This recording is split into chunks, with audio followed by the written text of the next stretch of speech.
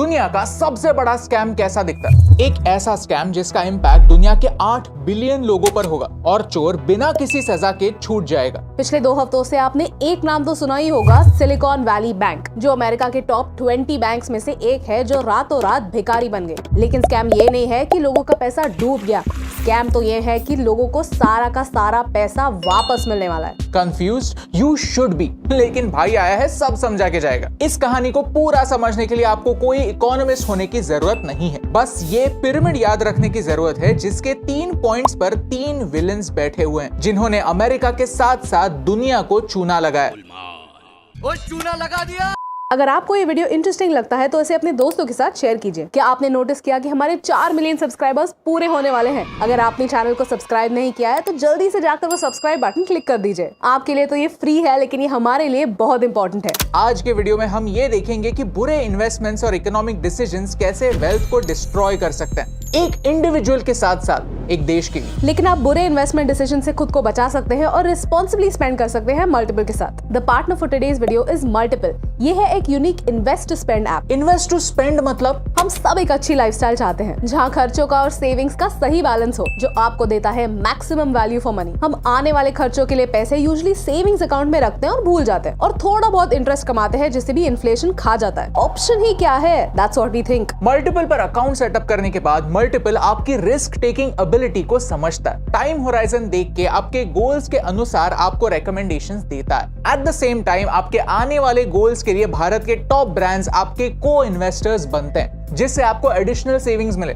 यानी हर खर्चे के लिए आपके साथ साथ ब्रांड्स भी इन्वेस्ट करते हैं। How cool is that? Multiple SEBI registered investment advisors हैं, जो आपको commission free personalised investment options और ब्रांड को इन्वेस्टमेंट्स देते हैं, ताकि मल्टीपल के इन्वेस्ट स्पेंड मॉडल के साथ आप भी एक रिस्पॉन्सिबल स्पेंडर बने। Download multiple for free, link in the description. Chapter 1 हो क्या रहा है? एक कहावत है, When America catches a cold, the whole world sneezes। मतलब यह है कि हमसे 10,000 किलोमीटर दूर होने के बावजूद अमेरिका में जो इकोनॉमिक भूकंप आता है, उससे यहाँ के घर हड़बड़ा जाते हैं। इम्पैक्ट यहाँ तक पहुँचता है। Let me explain. पिछले 10 दिनों में अमेरिका की बैंकिंग सिस्टम हिल गई है। सिलिकॉन वैली बैंक डूब गई है। एसवीबी कैसे डूबा, ये समझने के लिए क्या आपको 25 मिनट का वीडियो देखने की जरूरत है?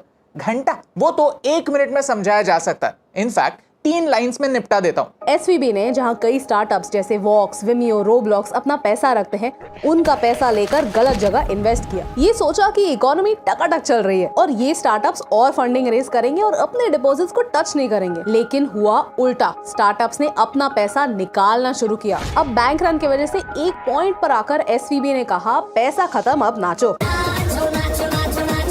इंपॉर्टेंट बात क्या है कि ये बैंक क्यों डूबा? फर्स्टली, बात सिर्फ एक बैंक की नहीं। एसवीबी के बाद सिग्नेचर बैंक और फर्स्ट रिपब्लिक बैंक दोनों खत्म हो चुके हैं, तो ये एक बैंक पर नहीं, पूरे बैंकिंग सिस्टम पर सवाल उठाता है। और सेकेंडली, इस एक इवेंट की वजह से इम्पैक्ट सब पर होगा, फिर आप स्टार्टअप हो या ना हो, आपके पैसे आपकी जेब में हो या बैंक में।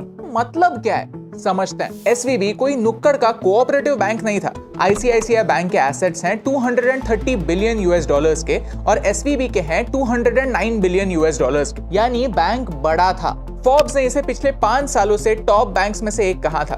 केपीएमजी दुनिया की सबसे बड़ी अकाउंटिंग फर्म्स में से एक है। उन्होंने बैंक डूबने से 15 दिन पहले बैंक को एक क्लीन ऑडिट रिपोर्ट दिया और कहा कि बैंक की हेल्थ मस्त है। तो भाई एक कस्टमर विश्वास किस पर करे? एक पढ़ा लिखा इन्वेस्टर भी तो इन्हीं रिपोर्ट्स को रेफर करेगा, और स्टार्टअप्स ने यही किया। अमेरिका के 50% टेक स्टार्टअप्स एसवीबी में अकाउंट खोले बैठे थे। भारत के भी कई स्टार्टअप्स ने एसवीबी में अपना पैसा रखा था, और ये बैंक बंद होने पर वो अपने अकाउंट से पैसा निकाल नहीं पाए, वो पैसे लॉक हो गए। कंपनीज के पास एम्प्लॉय को सैलरी देने के लिए, ऑफिस का रेंट देने के लिए पैसे नहीं थे। ये हुआ क्यों? इस पिरामिड की वजह से, जिसके 3 पॉइंट्स पर 3 विलेंस यानी 3 रीजंस बैठे हैं। चैप्टर 2 अमेरिका के 3 विलेंस। हर कहानी में एक विलन होता है, पर यहाँ तो 3 विलेंस है। पहला विलन है free money, thanks to the Fed. एक महान इंसान ने सच ही कहा है, पैसा क्या है? पैसा तो पैरों की धूल है। अमेरिका की फेड ने ये एडवाइस कुछ ज्यादा ही सीरियसली ले ली। फेड या फेडरल रिजर्व, ये है अमेरिका का आरबीआई यानी सेंट्रल बैंक, जिनका काम है अमेरिका की मॉनेटरी पॉलिसी सेट करना। 2008 में फाइनेंशियल क्राइसिस हुआ और उन्होंने अपने रेट्स कम कर दिए। होता यह है कि एक देश का सेंट्रल बैंक होता है एक देश का बैकअप बैंक। अगर एक बैंक के पास पैसे नहीं है तो वो बैकअप बैंक से पैसे उधार लेकर कस्टमर को पैसे चुका सकता है। 2008 के बाद अमेरिकन बैंक्स की लगी पड़ी थी, तो फेड ने अपने रेट्स 5% से गिराकर 0.1% कर दिए। What does it mean? पैसा सस्ता हो गया। नहीं समझा? भाई आया है समझा के जाएगा। जब सेंट्रल बैंक अपने रेट्स कम करती है, अपनी नुक्कड़ की बैंक भी अपने रेट्स घटाती है। अब अगर आपको घर लेना है और आप लोन लेना चाहते हो तो आप बैंक के पास जाओगे, देखोगे कि लोन का इंटरेस्ट रेट क्या चल रहा है, फिर कैलकुलेट करने बैठोगे कि आप कितना बड़ा घर ले सकते हो। अगर 7% इंटरेस्ट रेट चल रहा है और आपने 1 करोड़ का लोन उठाया तो आप 20 सालों के टेन्योर में 1 करोड़ 80 लाख पे करते हो। ये 80 लाख है इंटरेस्ट जो आप एक्स्ट्रा बैंक को देते हो। अब इतनी बड़ी अमाउंट देखने के बाद आप क्या सोचोगे कि नहीं यार ये बहुत ज्यादा पैसा है, थोड़ा सस्ता वाला घर देखता हूं। आप आपका बजट कम करोगे और पैसे बचाने की कोशिश करोगे। जब इंटरेस्ट रेट हाई होता है तो लोग ऐसा ही सोचते हैं, लेकिन जब इंटरेस्ट रेट गिरता है तो क्या होता है? एग्जैक्टली उल्टा। अगर ये होम लोन का रेट 7% से सीधा 2% हो गया तो आपको 1 करोड़ के लोन पर 20 सालों में सिर्फ 1 करोड़ 20 लाख रुपए देने। तो आप सोचोगे चलो ठीक है, 2 BHK की जगह 3 BHK ले लेते हैं। आपका बजट बढ़ता है और घरों की डिमांड भी। लोगों को लोन किस रेट पर मिलेगा ये फेड के इंटरेस्ट रेट से लिंक्ड होता है। फेड के रेट में कुछ % जोड़कर बैंक्स लोगों को लोन देते हैं। 2008 के बाद फेड ने रेट 0.1% तक नीचे लाया और मार्केट में डिमांड को बढ़ाया और धीरे धीरे ये रेट बढ़ाया। जैसे इकोनॉमी धीरे धीरे स्टेबल होती गई, उन्होंने रेट्स धीरे धीरे बढ़ाए। फिर आया पैंडेमिक और फेड ने वही किया जो वो बहुत अच्छे से करना जानते हैं, पैसा सस्ता बनाया। अपना इंटरेस्ट रेट 0.05% तक कम किया। What does it mean? कि इन्वेस्टर्स के लिए बैंकों से लोन लेना, स्टार्टअप्स में इन्वेस्ट करना आसान हो गया, सस्ता हो गया। सिलिकॉन वैली बैंक पर वापस आते हैं। एसवीबी की एक इमेज बन गई थी कि वो एक स्टार्टअप फ्रेंडली बैंक है। नंबर्स की बात की जाए तो मार्च 2020 में उनके पास $60 बिलियन के डिपॉजिट्स थे। ये नंबर 2 सालों में $200 बिलियन तक बढ़ चुका था, यानी ट्रिपल से भी ज्यादा। 2020 में यूएस गवर्नमेंट ने $4 ट्रिलियन का स्टिमुलस इकोनॉमी में इंजेक्ट कर दिया। लोगों को कैश ट्रांसफर्स मिले, बिजनेसेस को चीपर लोन्स मिले। और ये एक्स्ट्रा पैसा आया कहां से? फेड ने रातों रात ये पैसा प्रिंट किया। कई इकोनॉमिस्ट ने वार्न किया था कि इन रैश डिसीजंस की वजह से इन्फ्लेशन बढ़ेगा, लेकिन फेड ने कहा नहीं, ये इन्फ्लेशन तो टेम्पररी है, वो जाएगा। और जब इन्फ्लेशन हर क्वार्टर में बढ़ने लगा तब फेड पैनिक करने लगा और फिर फटाक से फेड ने 2022 में इंटरेस्ट रेट्स को बढ़ाना स्टार्ट किया। जो रेट 0.05% इतना कम था वो एक साल में 88 टाइम्स बढ़ गया। नए लोन्स महंगे हुए ही हुए, साथ ही साथ जिन लोगों ने पैंडेमिक के समय लोन्स लिए थे उन लोगों के लोन्स की इंटरेस्ट भी बढ़े। सबका प्लानिंग चौपट हो गया। विलन नंबर 2 है कंपनी मैनेजमेंट। एसवीबी ने सोचा कि पैंडेमिक लंबा चलेगा और फेड इतनी जल्दी इंटरेस्ट रेट्स नहीं बढ़ाएगा, तो वो कस्टमर के शॉर्ट टर्म डिपॉजिट को लॉन्ग टर्म बॉन्ड्स में इन्वेस्ट करने लगे। फॉर एग्जांपल, आपका जो सेविंग्स में पैसा है वो लेकर वो ऐसे इंस्ट्रूमेंट्स में इन्वेस्ट करने लगे जो 5 साल बाद कुछ रिटर्न्स देंगे। ऐसा करते करते उनके $91 बिलियन के एसेट्स अटक गए। बैंक्स में एक रिस्क डिपार्टमेंट होता है जो उनके इन्वेस्टमेंट्स का रिस्क एनालाइज और मैनेज करता है एंड अकॉर्डिंगली बैंक को एडवाइस देता है। एसवीबी के रिस्क ऑफिसर ने अप्रैल 2022 में ही रिजाइन किया था एंड 8 महीने तक कोई रिप्लेसमेंट नहीं ढूंढा गया, यानी इन्वेस्टमेंट रिस्क कैलकुलेट करने के लिए 8 महीनों तक बैंक में कोई था ही नहीं। जब फेड ने रेट्स बढ़ाए तो स्टार्टअप्स नई इन्वेस्टमेंट नहीं उठा पाए। एक स्टार्टअप विंटर शुरू हुआ, यानी वो अपने ऑपरेशंस के लिए अपना पुराना पैसा अपने डिपॉजिट से धीरे धीरे निकालने लगे। एसवीबी सिर्फ एक आशा पर सरवाइव कर रहा था कि सब लोग एक साथ अपने पैसे ना निकालें, क्योंकि उनके पास कस्टमर्स के डिपॉजिट्स तो थे 173 बिलियन के, लेकिन कैश था सिर्फ $13 बिलियन। जब धीरे धीरे उनके ये कैश रिजर्व्स कम होते गए तो उन्होंने उनके लॉन्ग टर्म बॉन्ड्स बेचे और $1.8 बिलियन का लॉस बुक किया। 8 मार्च को उन्होंने ये डिस्क्लोज किया और ये भी डिस्क्लोज किया कि वो $2.5 बिलियन कैपिटल रेज करना चाहता है। इससे मार्केट में पैनिक फैल गया और सारे वेंचर कैपिटलिस्ट ने अपने स्टार्टअप्स को कहा कि एसवीबी से पैसा निकालो। तुरंत डिपॉजिटर्स ने $42 बिलियन बैंक से निकालने की कोशिश की, लेकिन क्या बैंक के पास ये पैसा था?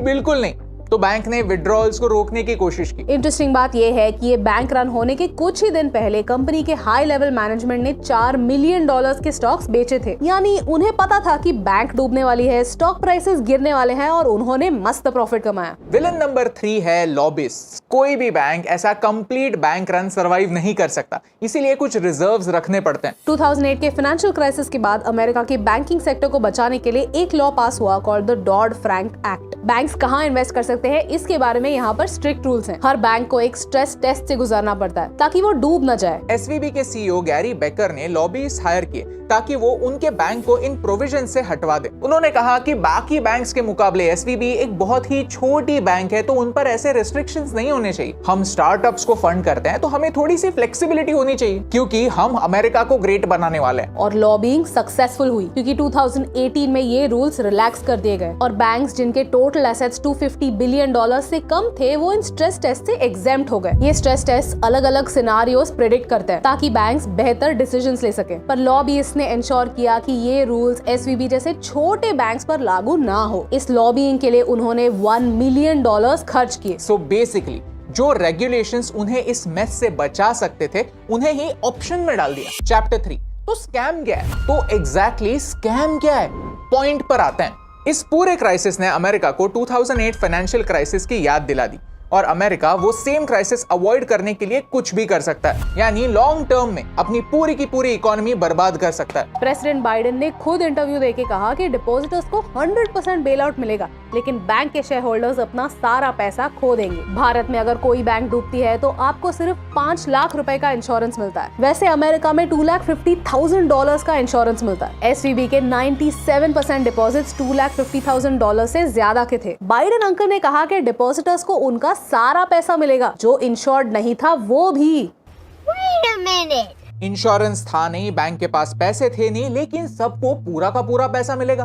कैसे? ये जादू हुआ कैसे? यहाँ सरकार ने $167 बिलियन की कमिटमेंट कर दी, वो भी आउट ऑफ थिन एयर, और इसके लिए रातों रात $300 बिलियन छाप भी दिए। पैसा क्या है? पैसा पैरों की धूल है, सब मोह माया है। ये स्कैम कई सवाल उठाता है। क्या ये सिर्फ एसवीबी बैंक के लिए है, या दूसरी बैंक भी जब फेल होंगी तब उनको भी ये सेम सहूलियत मिलेगी? फेड ने एक नया प्रोग्राम स्टार्ट किया called bank term funding project. इस प्रोजेक्ट के अंडर बैंक्स फेड के पास अपने लॉन्ग टर्म सिक्योरिटीज गिरवी रख के बोरोइंग कर सकते हैं। लेकिन एक बहुत इंटरेस्टिंग कैच है, फेड बैंक्स को उनके लॉन्ग टर्म एसेट्स के बदले उनका कॉस्ट प्राइस देगा, इवन इफ उनकी मार्केट प्राइस गिर चुकी है। आसान भाषा में फेड ये कहता है कि ये मेरा फोन है जो मैंने 2 साल पहले 50,000 में खरीदा था। आज अगर मैं ये बेचने जाऊं तो 15,000 रुपए भी नहीं आएंगे, लेकिन अगर आज मुझे पैसों की जरूरत है तो फेड मुझसे ये फोन लेगा और मुझे 50,000 रुपए देगा। So cool, right? हर देश का सेंट्रल बैंक अपने बैंक्स को कहता है कि आपकी कुछ रिजर्व्स मेरे पास रखो, जब जरूरत पड़ेगी तब फंड्स एक्सेस करने में दिक्कत नहीं आएगी। भारत में इसे स्टैट्यूटरी लिक्विडिटी रेशियो कहते हैं। पहले ये रेशियो 25% था और अब ये 18% है। इसका मतलब कैश और इन्वेस्टमेंट्स के अलावा बैंक्स अपने 18% रिजर्व्स आरबीआई के पास रखते हैं। यूएसए में फेड ने ये रिक्वायरमेंट्स 2020 में 0 कर दिए थे।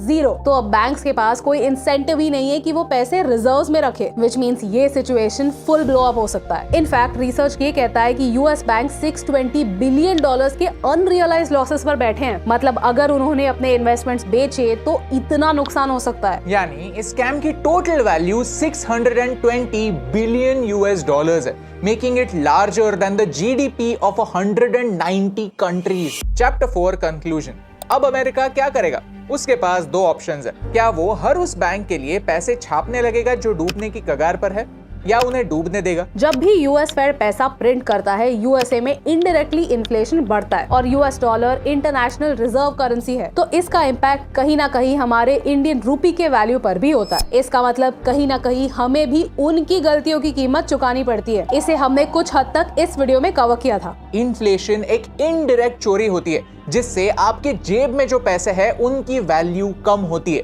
अमेरिका के इन डिसीजंस की वजह से होने वाला ये है कि अमेरिका में डॉलर्स का सप्लाई बढ़ेगा, लेकिन चीजें तो लिमिटेड है, तो चीजों के प्राइसेस भी बढ़ेंगे। हम एज इंडियंस जो भी चीजें इंपोर्ट करते हैं उनके प्राइसेस बढ़ेंगे, क्योंकि हम पेमेंट्स डॉलर्स में करते हैं और हमें और पूरी दुनिया को इसकी प्राइस चुकानी पड़ेगी। यानी एसवीबी जैसे बैंक के मिस्टेक्स की कीमत उन लोगों को भी चुकानी पड़ेगी जिन्होंने एसवीबी का नाम कभी सुना भी नहीं है। ये चोरी नहीं तो और क्या है। अब अमेरिकन टेक कंपनीज ले ऑफ्स कर रहे हैं और रिसेशन जैसी सिचुएशन मार्केट में है। साथ ही साथ इतना सारा पैसा रातों रात छापने की वजह से हाइपर इन्फ्लेशन हो सकता है, ऐसा एक्सपर्ट्स कहते हैं। अब इन पैसों की हेराफेरी का भारत पर और पूरी दुनिया पर क्या इम्पैक्ट होगा, इस पर एक और वीडियो आएगा जरूर। अगर आपको इस वीडियो से वैल्यू मिली, कुछ नया सीखने मिला, तो इसे अपने दोस्तों के साथ शेयर कीजिए। भारत के लिए एक इम्पोर्टेंट लेसन ये है कि अक्सर हम हमारे इकोनॉमिस्ट और पॉलिसी एक्सपर्ट्स के डिसीजंस को इम्पोर्टेंस नहीं देते और फॉरेन वैलिडेशंस और सजेशंस को ढूंढते हैं। With great power comes great responsibility.